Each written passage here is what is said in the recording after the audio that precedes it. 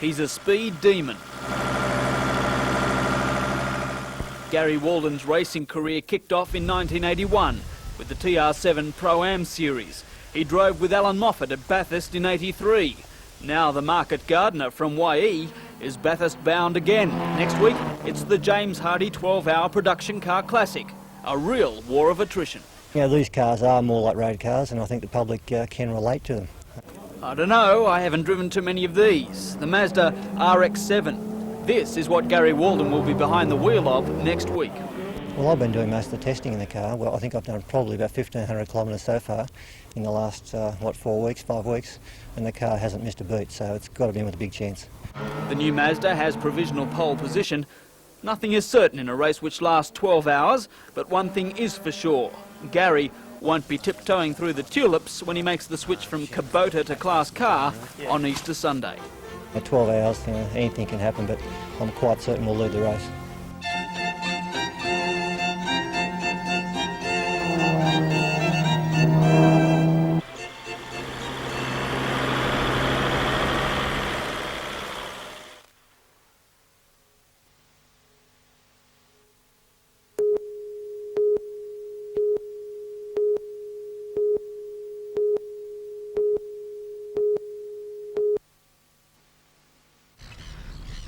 Sydney, Newcastle and the Blue Mountains came under scrutiny.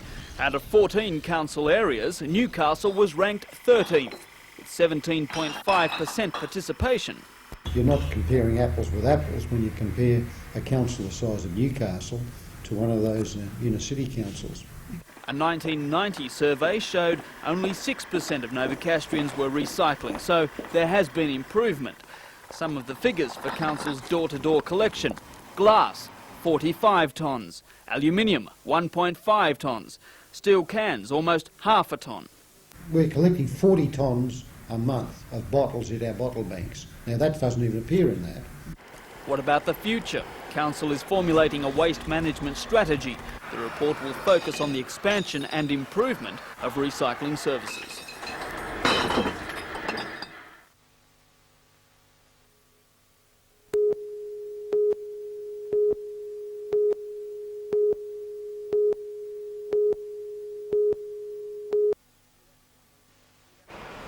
The Akama entered port at dusk on the tail of yesterday's wild weather.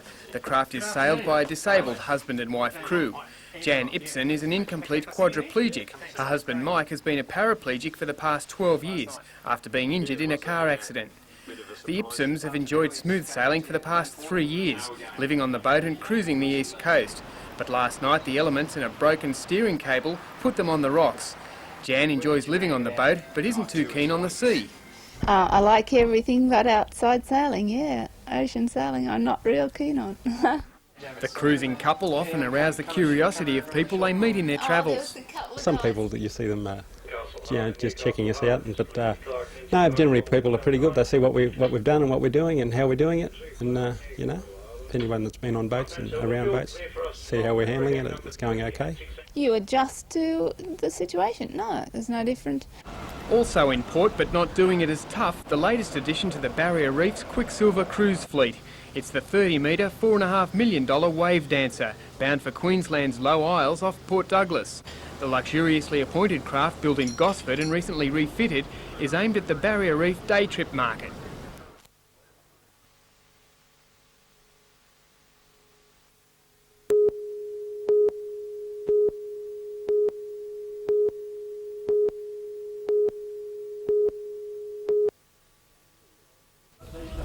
.63-year-old Ted Brady has lived at this Carrington address for a decade. He's a protected tenant, which means he can't be forced to move out against his will. But he believes his new landlord has deliberately failed to pay $275 in water rates in a move to force him out of home. Yesterday, Hunter Water cut off his supply. Now he lives on rainwater. And I couldn't get it out. I was losing water all the time, and I put it in the tub inside the house there. See the tub, so I could use it for the toilet, you know. Yeah. And I got some in the toilet. The Water Corporation is sympathetic but says it had no choice. The problem is the owner of that property has not paid any rates for nearly 8 months. So he's wound up being the victim. Yeah, often it is between a landlord and a tenant. Protected tenancies offer an interesting opportunity for real estate buyers who can purchase at a low rate, but later on could make considerable profits if the tenant either leaves or, more often the case, dies. The water notices were being forwarded by Colin Chapman Real Estate, but a company spokesman said this afternoon that owing to a difference of philosophy with the owner, they were no longer managing the property. Neither the Water Corporation or the real estate agent are able to reveal the owner's name. Meanwhile, Mr Brady has been advised to seek legal aid. Tom Hilston, NBN News.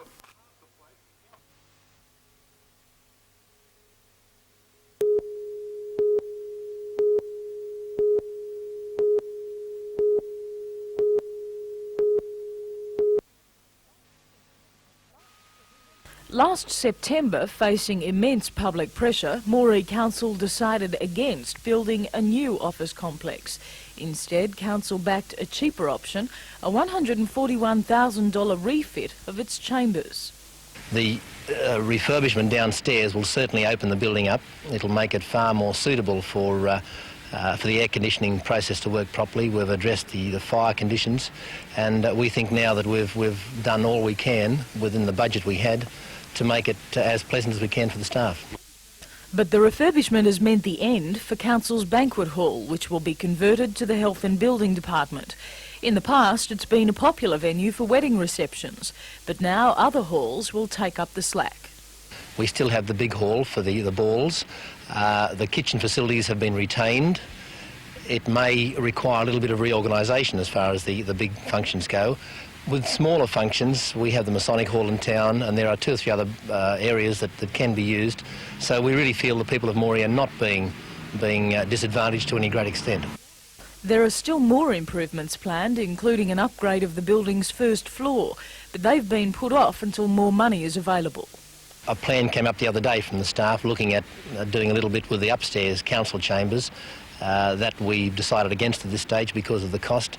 However, we are looking at improving the lighting in the council chambers itself.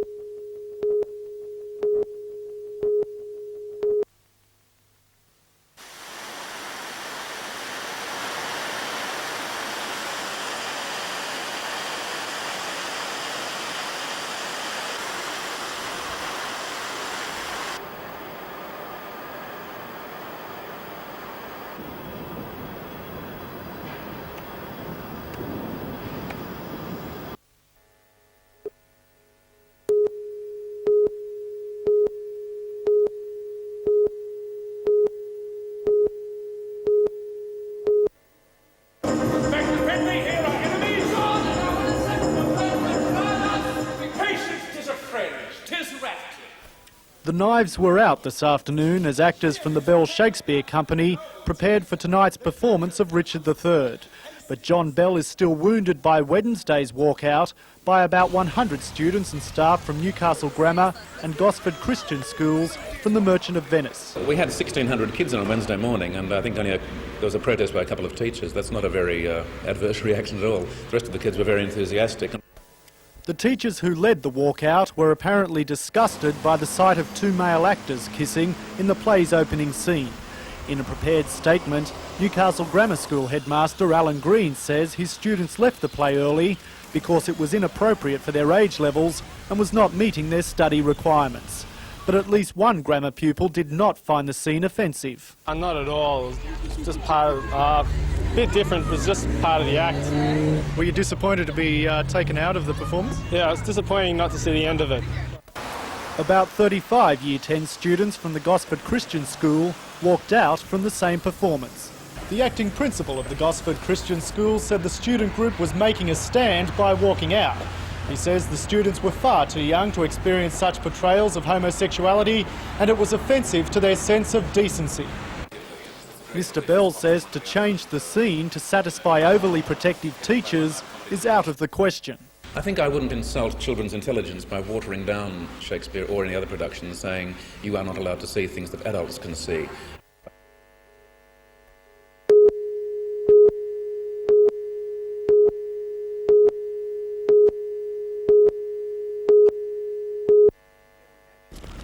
There was action aplenty as squally wind shifts hit the fleet at Port Stephens today.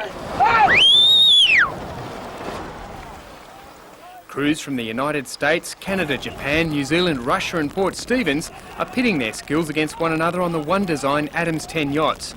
The crews rotate between boats, ensuring that none has an unfair technical advantage. Defending champion Port Stephens hosted the second challenge after winning the title in the United States. The race is a byproduct of Port Stephens' Sister Cities Association with other competitors. Competition has been close over both inshore and outside courses. At this stage, any one of 4 boats could still win the event. There's still 4, and that is the Canadians, USA, New Zealand and Australia, I'd say, would be the best chances of the result. Tomorrow sees an offshore race with the Australian crew just ahead on points, but not underestimating the visitors. The Maritime Services Board will launch one of its biggest boat safety campaigns on Port Stephens this weekend. Officers will carry out inspections of safety equipment and monitor boat washes from the port to the upper reaches of the Myall Lakes. Breath tests may also be carried out on boaters considered outside the legal 0.05 blood alcohol limit. The main aim of the campaign is to increase safety awareness on the water before the busy Easter break.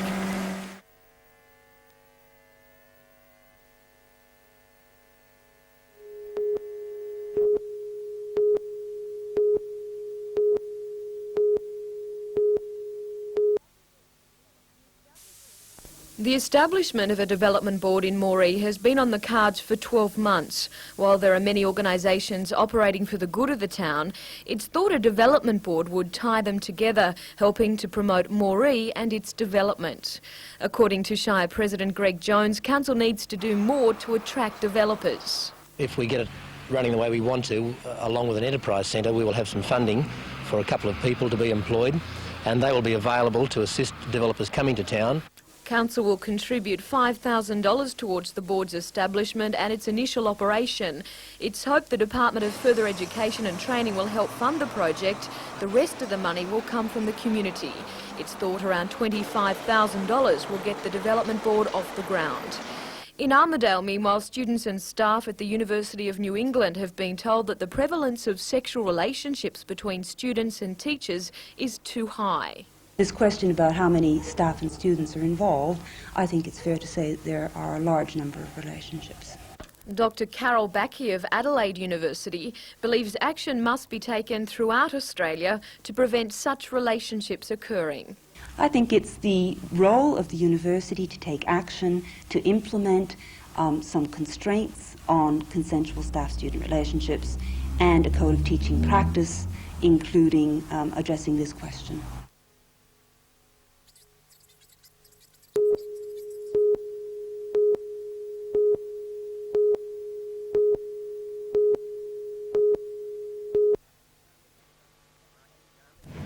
Mark McMahon, the young gun from Hong Kong seen here in the red shirt, has been in brilliant form so far in the Jack High International, and in this morning's match against Western Australia's Dennis Katunerich, McMahon continued to impress, winning 21 shots to 12 to make sure of a semi-final berth in Section A. Flamboyant Aussie Rob Perella has advanced to the semi-finals in Section B amid controversy.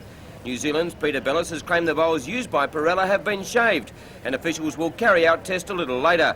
Perella will be joined by England's Andy Thompson in the semis after Thompson staged a remarkable comeback today against Perella.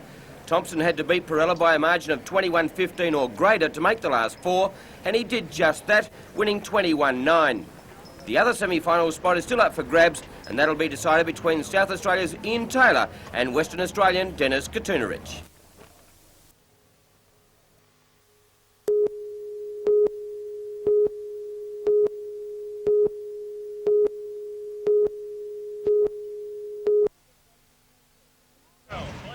The small but vocal protest made its way through the centre of Murwillumbah, dressed in toxic protective suits and carrying signs alleging the government is ignoring toxic poisoning throughout the country. Protect the kids, clean up dip sites. Children, arsenic, DDT. Clean up dip sites, protect the kids. The Poison Watch group claims there are more than 20,000 cattle dip sites in Australia, 2,500 on the north coast alone. There are also around 100,000 sheep dip sites. These sites contain toxic chemicals, including arsenic, dieldrin and DDT, substances which are now banned. According to the group, many of the old sites are now under dams and housing developments, and the government must take action. Just 2 days ago, authorities met at Byron Bay to work out what should be done with the old sites.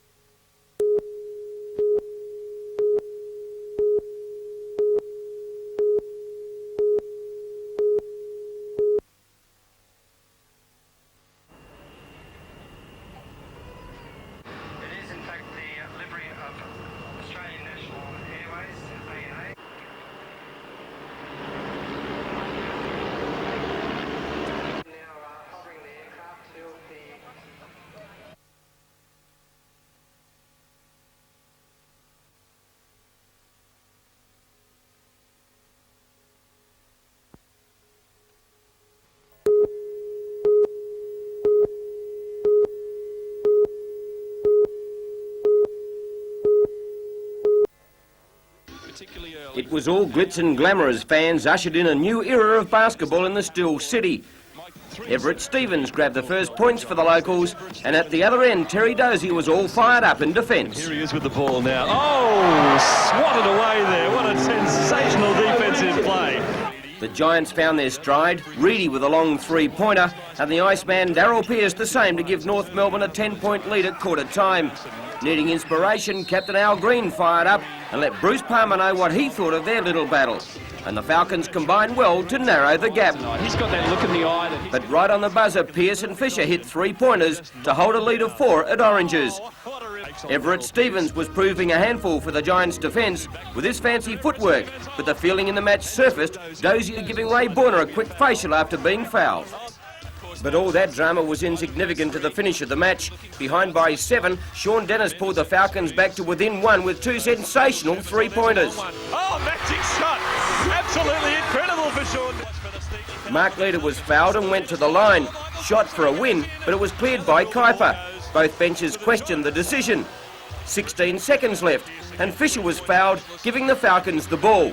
Everett Stevens put them in front. For Everett Stevens, he's had a blinder. He goes for the jump shot, and it is an absolute sensation. 3.5 seconds left. The Giants ball, but Neil Turner makes the interception, and the Falcons were home by 2.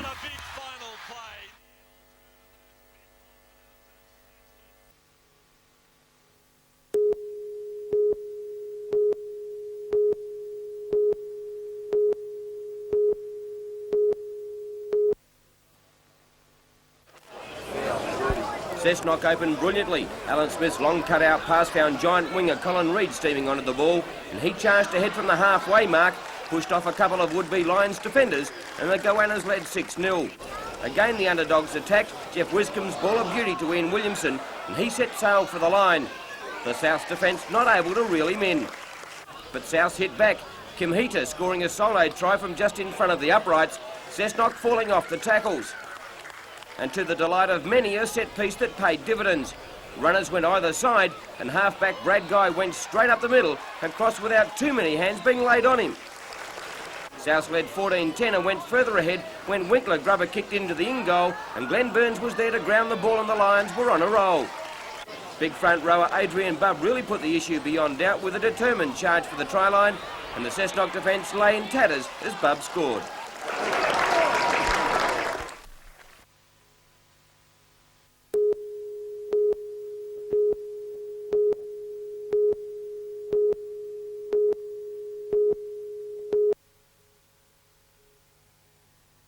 In 1942, Australia faced an imminent Japanese invasion. The military imported from England ageing stocks of deadly mustard gas, outlawed by many nations who'd witnessed its use during World War I. Stockpiles of chemical weapons were destroyed after the war, most by burning, but the Australian and American navies also dumped large quantities into the sea off the New South Wales coast. Bob Langsford helped load a ship, the Bantam, with mustard gas shells. It was sunk 60 kilometres off Sydney. Many of Bob's units suffered chemical burns and later developed respiratory problems and cancer. Veterans Affairs refused to recognise their claims for compensation. I was sent home and told to forget all about it, that there was no such thing. Successive governments have denied any knowledge or involvement in the offshore dumping of chemical weapons. That is, up until the early 1980s, when fishing boats off the Queensland and South Coasts began dredging up barrels of mustard gas. A couple of years later, the Navy's Hydrographic Department produced charts identifying more than 60 sites where chemical weapons were dumped. The coast off Newcastle was identified as one dump site. Sulphuric acid contained in the mustard gas shells remains volatile for decades. Shadow Minister for Fisheries Bob Martin will table the issue in Parliament. This is very deep, it's a liquid, it's heavy, it goes to the bottom, and it's likely to do damage in very localised areas and not wipe out a whole population across the ocean floor, as far as I can gather.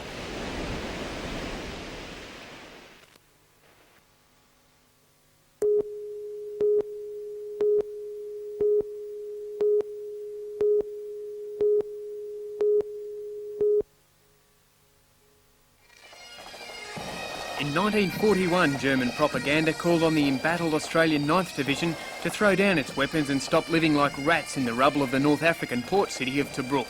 The Australians hung on for 8 months. 800 were killed, 2,000 wounded and almost 1,000 more taken prisoner. It was part of the annals of the history of Australia and indeed the world that the rats of Tobruk stopped the German war machine. The rats' tenacity has become legend, but their memories are often more private. Many of those who would not surrender to the horrors of war then have continued a much longer campaign for peace in their time.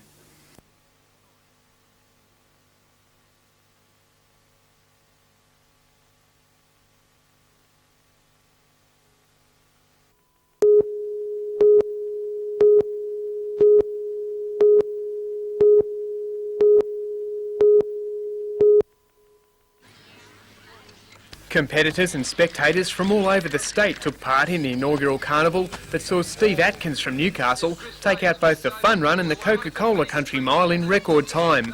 More than 170 athletes competed in both events, as well as the showcase fixture of the day, the Gloucester Gift, run over 300 metres at the local athletics field. Sydney athlete David Misson was first across the line in fine style. Organisers were pleased with the success of the carnival and are optimistic that it will continue as an annual event.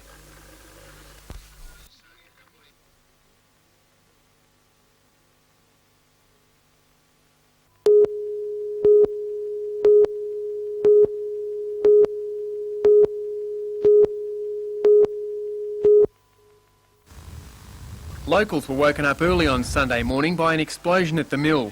Fire raced through a workshop area, destroying electrical and saw equipment.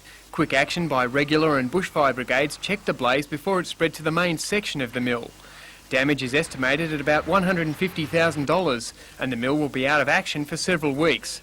The company had been working toward filling a backlog of orders, some from overseas customers. The manager hopes to retain the workforce, whose duties will include bringing the mill back online. Police report no suspicious circumstances surrounding the blaze.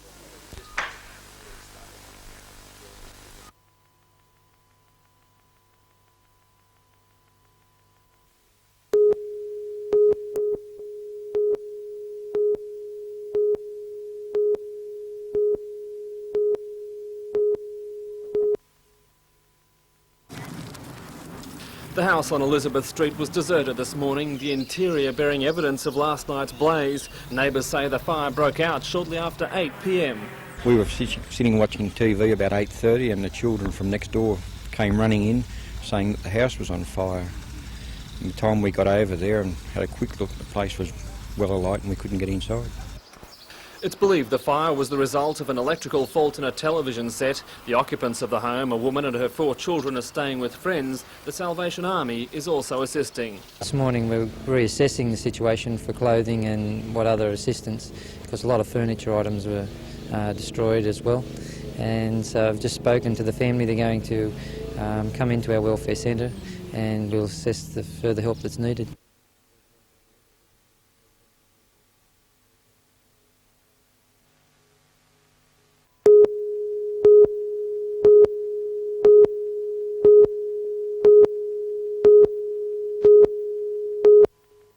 Celebrate the official opening of The centre was officially opened yesterday by the principal of the University of New England, Professor Clifford Hawkins. The centre has been functioning since last May, providing English lessons for overseas students who attend the university. It's hoped the facility will attract more overseas pupils to the area who previously have had no way to bridge the language gap locally. That would distract them from wanting to come to Armidale. They'd settle in, find their friends, and suddenly Armidale would find it wasn't getting overseas students at all. The centre is close to the old College of Advanced Education and is staffed by 4 English teachers. 28 students already attend the centre, and they're not only from the university. Some are secondary school students and others foreign pilots based at the Ansett Aerospace Centre in Tamworth. The centre hopes to be self-funding within 2 years and is already covering 65% of costs.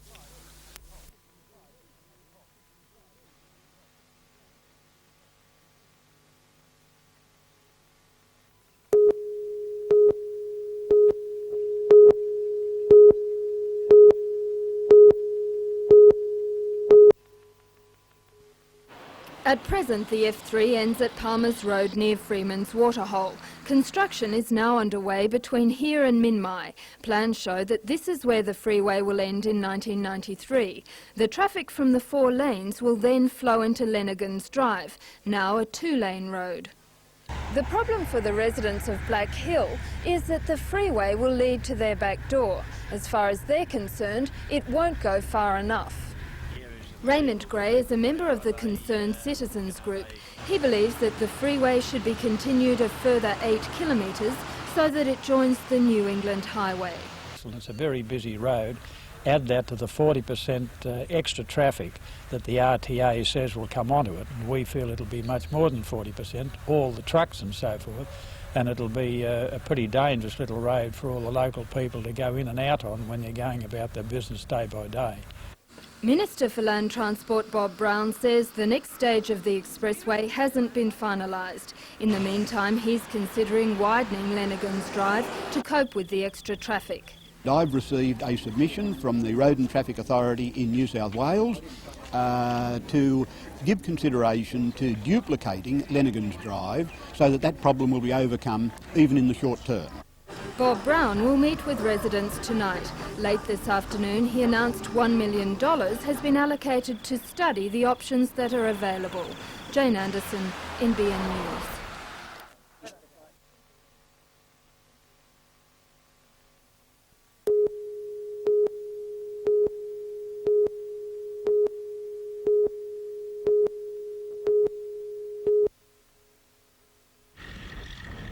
In the past 15 months in New South Wales, 74 people have been killed at work. 34 of them were farmers. Most of those accidents were on tractors. Tractors are dangerous pieces of equipment. Treat them with care. Year after year, people die on Australian farms. They're killed needlessly and unnecessarily. 9 out of 10 of these farm deaths are the result of accidents that could have been avoided. According to WorkCover, the new campaign comes after a coroner questioned safety standards on the farm. The bottom line is most deaths are caused by tractors tipping over. That could be stopped with a roll bar or cage. But some farmers still run tractors without the safety equipment, despite it being law. The new move is to shock them into action. Like the Grim Reaper campaign, the ad bluntly warns, this is about life and death. Tractor safety. Don't risk a life making a living. Here's the emotion, here's a way to spark the emotions to maybe remind people one day when they're driving a tractor across a slope, remembering a hand or a cross on a TV thing they might have seen one day. This is maybe this will help.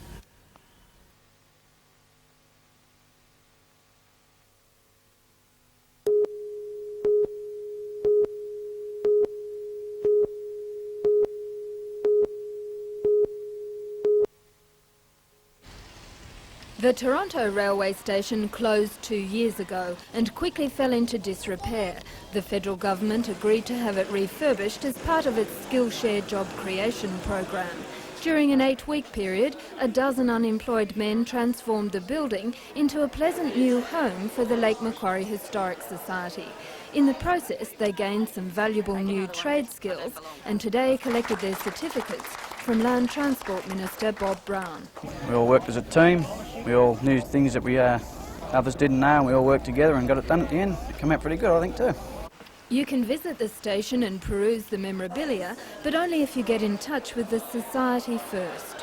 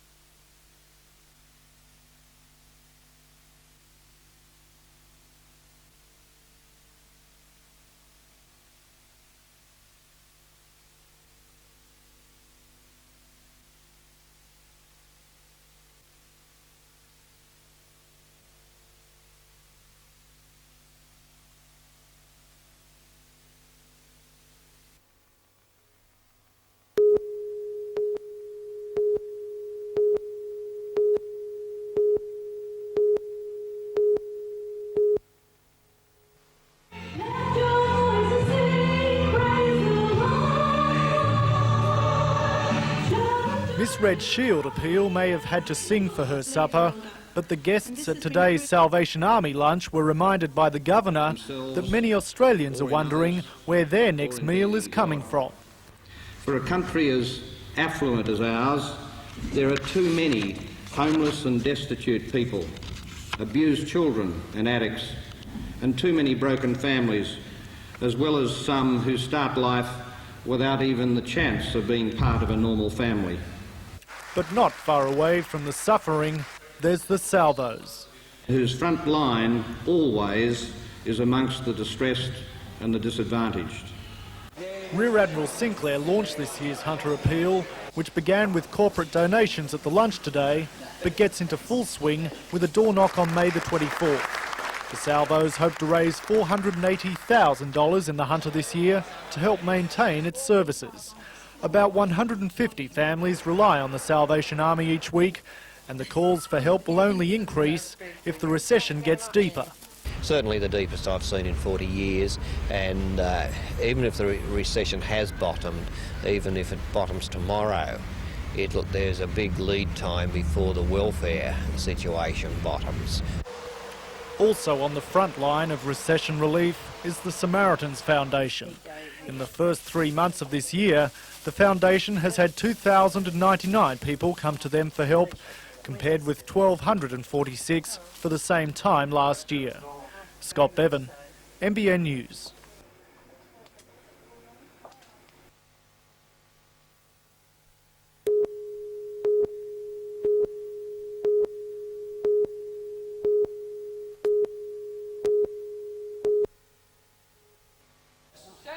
Caravans can be small enough, but when 6 adults are forced to spend every waking moment of their holiday within the confines of a van that's leaking, it's testing the friendship.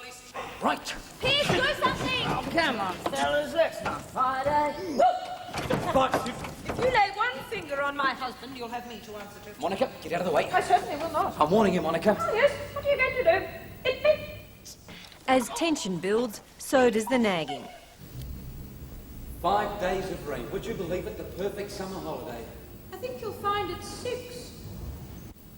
Are you being sarcastic? Darling Parks, would I be sarcastic when you've gone to so much trouble and put me in this lovely caravan and dragged me off into the bush on this lovely holiday in the rain? The play by Australian Donald MacDonald is being hailed as the funniest ever written. One reason for this, says the play's caravan owner and Australian TV star Terry Bader, is its truthful depiction of real life. I think everyone can relate to caravans or caravan parks or even people who spend a weekend on a boat and thinking it's going to be wonderful, and of course it just needs a flood or a minor cyclone and the annex to wash away. The play is in Newcastle for 6 performances. Catherine Lamond, NBN News.